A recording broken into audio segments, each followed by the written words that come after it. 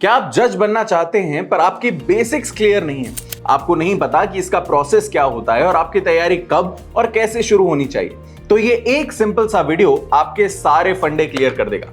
Let's get into it.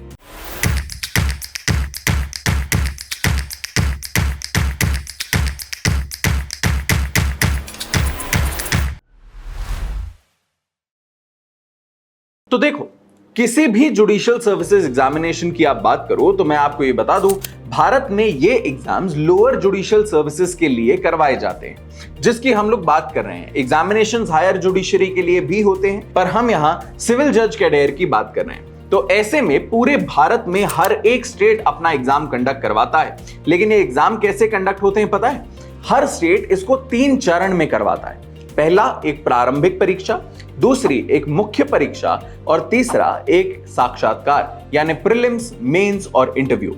In 3 stages से गुजर करके फिर आप फाइनल मेरिट लिस्ट में आते हैं। लेकिन मैं आपको ये बता दूं कि जो आपकी प्रारंभिक परीक्षा होती है ये सिर्फ क्वालिफाइंग होती है, मतलब इस एग्जाम में आपके कितने नंबर आ रहे हैं, आप टॉप कर रहे हैं, सेकंड आ रहे हैं, इससे कोई फर्क नहीं पड़ता। आपको सिर्फ कट ऑफ क्लियर करना है। ये क्लियर करने के बाद जो मेंस और इंटरव्यू के नंबर होते हैं उन दोनों को मिला करके अंतिम मेरिट लिस्ट बनती है, जिसके बेसिस पे होता है सिलेक्शन। पर हम इस परीक्षा में घुसें कैसे, हम इसकी तैयारी शुरू कहां से करें? तो चलो ये डिस्कस करते हैं। पहला सवाल तो ये है कि मैं अपनी तैयारी शुरू कब करूं? क्या मुझे अपने कॉलेज के फर्स्ट ईयर से कर देनी चाहिए या मुझे 1 साल 5 इयर्स के बाद ड्रॉप लेना चाहिए?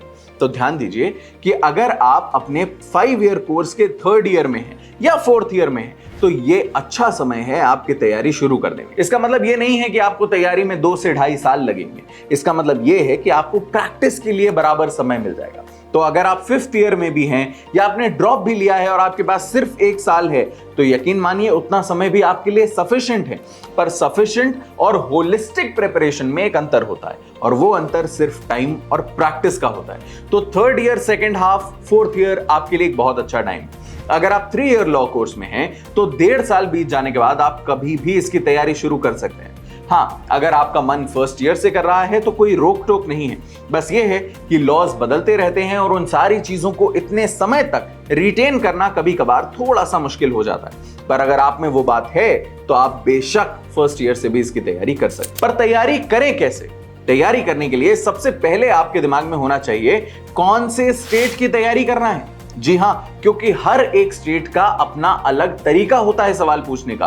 कुछ बहुत कॉन्सेप्ट्स में सवाल पूछते हैं, कुछ ऐसे हैं जो ऊपर ऊपर से सेक्शन नंबर पे सवाल पूछते हैं। कई राज्य ऐसे भी हैं जहां पर केसेस से सवाल ज्यादा आते हैं, और इस तरीके से सारे राज्यों का तरीका बहुत अलग हो जाता है। तो हम एक बार में अगर सिर्फ एक राज्य की तैयारी करें तो यह ठीक तो हो सकता है, पर एक राज्य की तैयारी करने के साथ एक प्रॉब्लम है। प्रॉब्लम यह है कि एक स्टेट में वैकेंसी कब आएगी ये कभी भी फिक्स नहीं हो सकता। वैकेंसी इस क्षेत्र में बहुत ज्यादा अनसर्टेन होती है। हम लोग कभी भी ये नहीं कह सकते कि इतनी तारीख को आ ही जाएगी। इसका आना जाना, कब आ रही है, कितने समय में आ रही है, ये सारी चीजें अनिश्चित है। लेकिन हम एक से ज्यादा स्टेट्स की जब तैयारी करें तो यह भी ध्यान रखें कि एक बार में 10 लेकर के भी नहीं बैठ गए, क्योंकि 10 राज्यों की तैयारी करना भी अपने आप में एक सरदर्द है।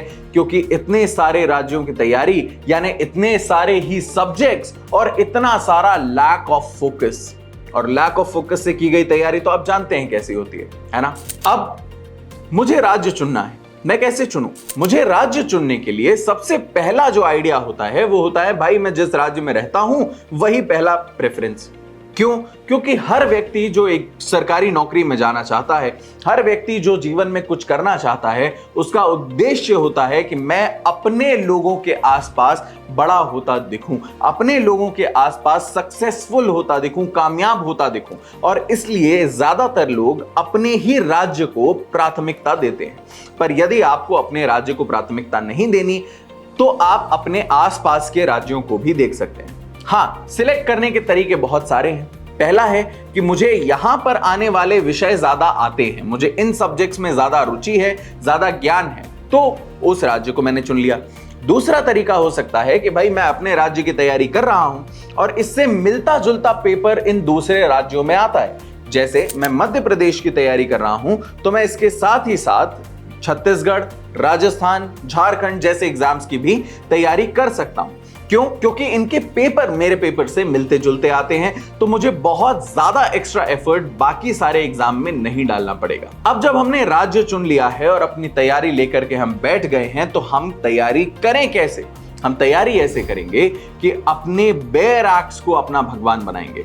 बेयर एक्ट यानी कि जो सिर्फ एक्ट होता है जो कि संसद द्वारा पारित किया जाता है, जो मूलतः कानून है, उसको हमें पक्का करना है।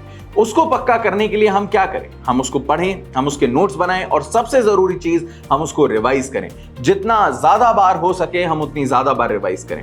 हमारे पास कितना समय है हम ये देखें, उसके बेसिस पे, उसके हिसाब से हम एक प्लान बनाएं। बिना प्लान बनाए अगर आप तैयारी करेंगे तो यकीन मानिए आपको बहुत सारी अड़चनों का सामना करना पड़ेगा जो कि आपकी तैयारी में विघ्न डालेंगे। तो ये ध्यान रखिएगा कि आपके पास कितना समय है, उसके हिसाब से आपने एक प्लान बनाया, एक रणनीति बनाई और उस रणनीति पर, उस प्लान पर स्टिक करने की आपने पूरी कोशिश की है। ये आपको संतुष्टि होनी चाहिए।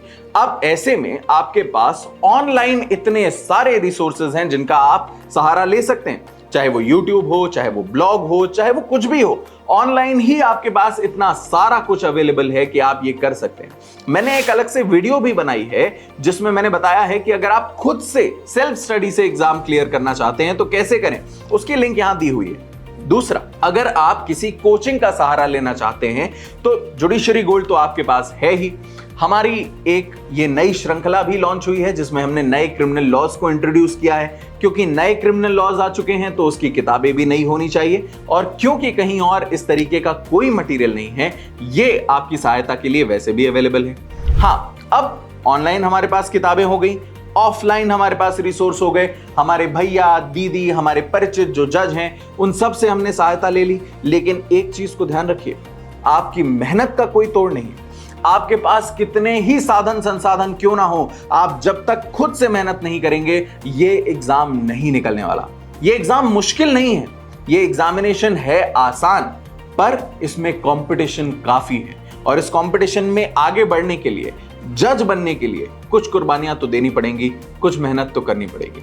मेरे ख्याल से ये वीडियो आपके बेसिक्स को क्लियर कर चुका होगा। अगर आपको और कोई सवाल हो तो हमसे कमेंट्स में पूछिएगा और इस वीडियो को ज्यादा से ज्यादा लोगों तक शेयर कीजिएगा। Thank you so much.